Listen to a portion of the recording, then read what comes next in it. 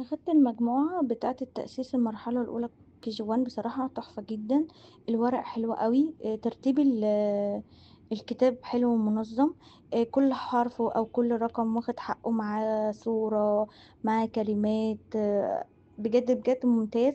الطفل بيحب جدًا إن هو يكتب في الكتاب ومستمتع بشكل الألوان اللي في الكتاب ومرتاح فيه.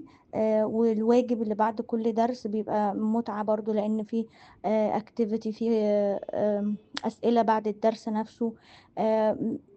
الكتاب فيه بصراحة متعة وبهجة، يعني حتى الطفل لمّا شاف الصورة اللي على الغلاف من برّه، كان مبسوط من شكل الكتاب من برّه ومنبهر بيه. فما شاء الله بجد يعني الكتاب ممتاز جدًا وتحفة، عشان كده أنا كنت باسأل على المستوى التاني، عشان لمّا نخلّص المرحلة الأولى لازم أكمّل بنفس المستوى ده. وب يعني بجد مِس علا ربنا يبارك لها يعني على الكتاب وعلى المحتوى اللي جوّه الكتاب.